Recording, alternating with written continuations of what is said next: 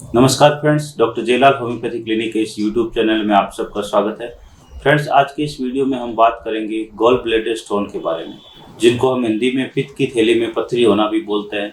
हमारे लीवर के नीचे में पित्त की थैली होती है और उसके अंदर कई बार कुछ कारणों से पथरी हो जाती है, जिसकी वजह से हमें बहुत सारी समस्याओं का सामना भी करना पड़ता है। हमारा खाना ठीक से नहीं पचता है, हमारे पेट में दर्द भी रहने लगता है, एसिडिटी भी रहने लगती है। तो आज की इस वीडियो में हम बात करेंगे कि पित्त की थैली में पथरी किन कारणों से होती है और उसको हम होम्योपैथी दवाइयों द्वारा बिना किसी सर्जरी के कैसे निकाल सकते हैं। तो फ्रेंड्स, आज का ये वीडियो बहुत ज़्यादा इंपॉर्टेंट है। अब शुरू करते हैं ये वीडियो।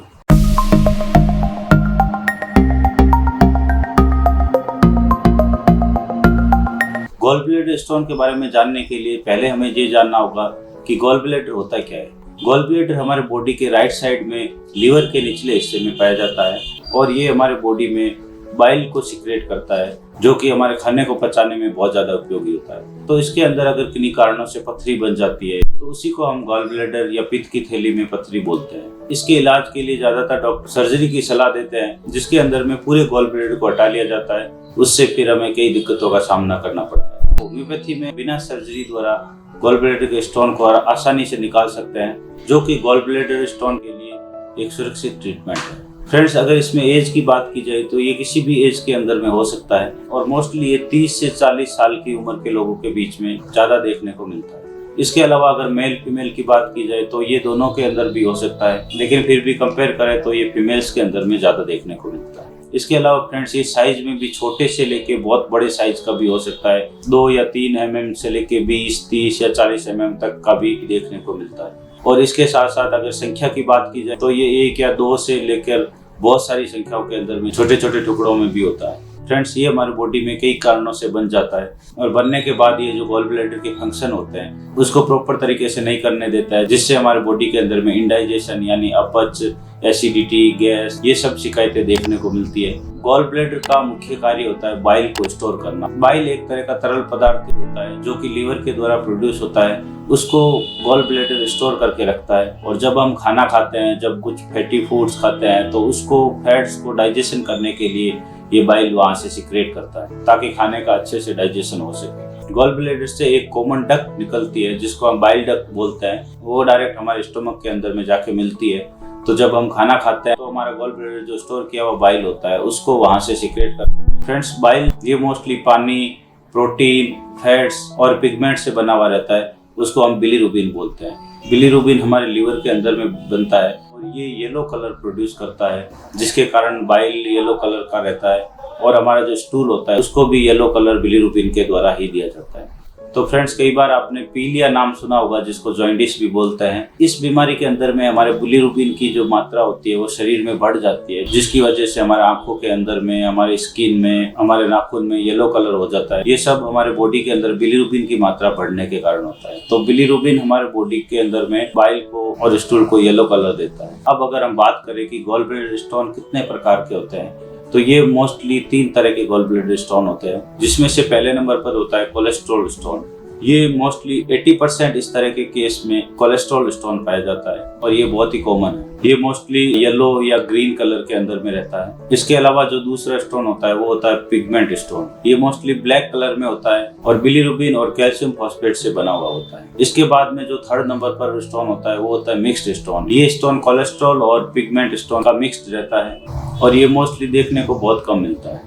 इसके अलावा फ्रेंड्स, अगर गॉल ब्लैडर के लोकेशन के बेस्ड पर इसको डिवाइड करें तो ये 2 तरह के होते हैं। एक तो गॉल ब्लैडर के अंदर में होता है जिसको कोलीलिथेसिस बोलते हैं, और जो सेकंड होता है वो बाइल डक्ट के अंदर में होता है जिसको कोलिकोलिथेसिस बोला जाता है। अब फ्रेंड्स, अगर हम इसके कारणों के बारे में बात करें कि ये हमारे गॉल ब्लैडर के अंदर में किन कारणों की वजह से स्टोन बन जाता है, तो इसके अंदर में सबसे जो पहला कारण होता है वो होता है हमारे बॉडी में, हमारे बाइल के अंदर में कोलेस्ट्रॉल की अगर बहुत ज्यादा मात्रा हो जाती है तो उसकी वजह से ये स्टोन बन जाता है। जैसा कि मैंने आपको पहले बताई है, जो मोस्टली स्टोन होते हैं वो कोलेस्ट्रॉल स्टोन होते हैं। तो हमारे बाइल के अंदर में अगर कोलेस्ट्रॉल का कंसंट्रेशन बढ़ जाता है, उसकी वजह से बाइल जो गॉल ब्लैडर में स्टोर रहता है वहां पर धीरे धीरे स्टोन का फॉर्मेशन होने लगता है और धीरे धीरे ये पूरी तरह से पथरी बन जाती है। इसके अलावा जो दूसरा कारण होता है, मोस्टली हमारी इरेगुलर डाइट के कारण भी स्टोन का फॉर्मेशन बन जाता है, क्योंकि कई बार हम बहुत लंबे टाइम तक खाना प्रॉपर तरीके से नहीं खाते हैं प्रॉपर टाइम पर नहीं खाते हैं और फैटी फूड्स नहीं खाते हैं, जिसकी वजह से गॉल ब्लैडर बाइल को पूरी तरह से सीक्रेट नहीं कर पाता है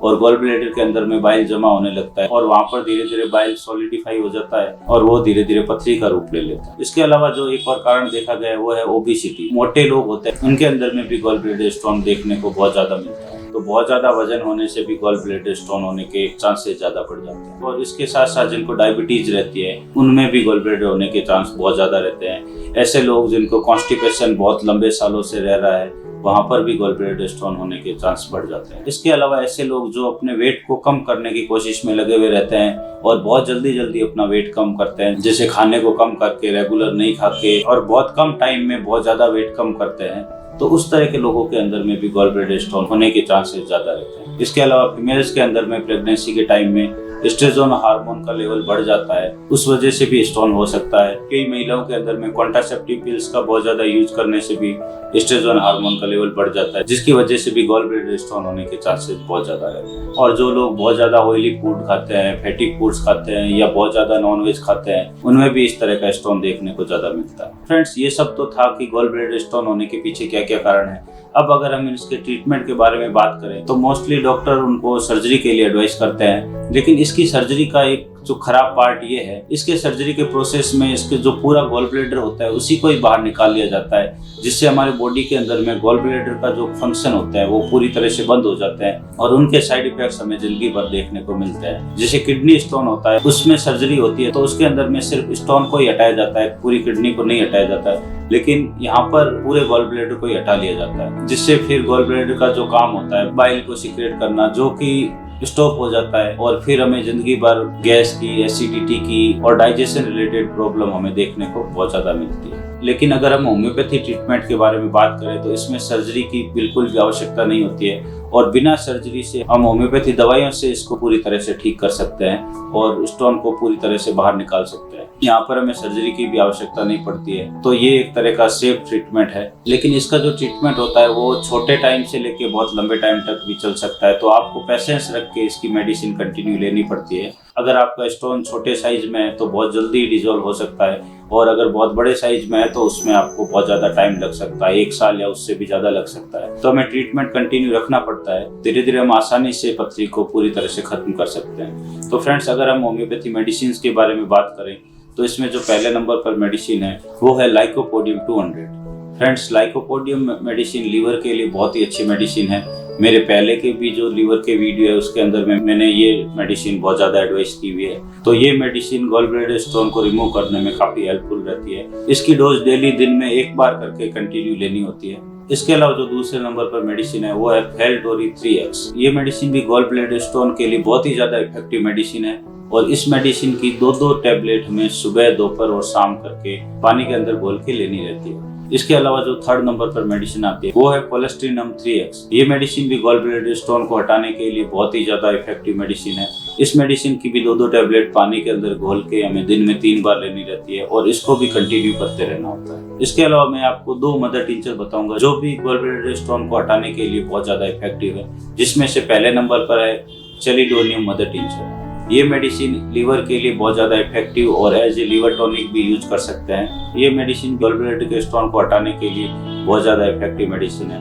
इस मेडिसिन को आधा कप पानी के अंदर में 15 बूंद डाल के और दिन में 3 बार 15-15 बूंद करके लेनी रहती है। ये मेडिसिन भी हमें कंटिन्यू रखनी पड़ती है। इसके अलावा जो 2nd नंबर पर मदर टिंचर है वो है बर्बेरिस वल्गरिस मदर टिंचर। हमारे बॉडी में कहीं पर भी स्टोन होता है तो स्टोन को डिसॉल्व करने के लिए बहुत ज्यादा इफेक्टिव मेडिसिन है। इसको किडनी स्टोन के अंदर में भी बहुत ज्यादा यूज किया जाता है और गॉल ब्लैडर स्टोन के लिए भी ये काफी इफेक्टिव मेडिसिन है। तो इस मेडिसिन को भी आधा कप पानी के अंदर में 15 बूंद डालकर दिन में 3 बार लेनी होती है और इसको भी कंटिन्यू रखना होता है। इसके अलावा फ्रेंड्स, आपके सिम्टम्स के आधार पर कुछ और भी मेडिसिन हो सकती है। इसके लिए आप एक होम्योपैथी डॉक्टर से कंसल्ट करके और प्रॉपर ट्रीटमेंट लेना शुरू करें, वो आपके लिए काफी इफेक्टिव ट्रीटमेंट होगा। ये कुछ कॉमन मेडिसिन है जो मैंने आपको आपके नॉलेज के लिए बताई है, लेकिन फिर भी मैं आपको सलाह दूंगा कि आप अपने गॉल ब्लैडर स्टोन के ट्रीटमेंट के लिए एक होम्योपैथी डॉक्टर के साथ प्रॉपर तरीके से कंसल्ट करके उनकी गाइडेंस में ट्रीटमेंट लेंगे तो वो आपके लिए ज्यादा इफेक्टिव रहेगा। तो फ्रेंड्स, आशा करता हूँ कि आज के ये वीडियो आपको अच्छा लगा होगा। अगर अच्छा लगा है तो आप इसको लाइक जरूर कीजिए। इसके अलावा अगर आप इस चैनल पर नए हैं तो मेरे इस चैनल को सब्सक्राइब कर दीजिए ताकि आपको फ्यूचर में और भी इंफॉर्मेटिव वीडियो मिलते रहे और अगर आपके फ्रेंड्स या रिलेटिव्स के अंदर में किसी को इस तरह की बीमारी है तो आप उनको ये वीडियो शेयर भी कर सकते हैं ताकि वो भी इस वीडियो का लाभ उठा सके। फ्रेंड्स, आज के वीडियो में बस इतना ही। मिलते हैं एक नई इन्फॉर्मेशन के साथ, तब तक के लिए धन्यवाद।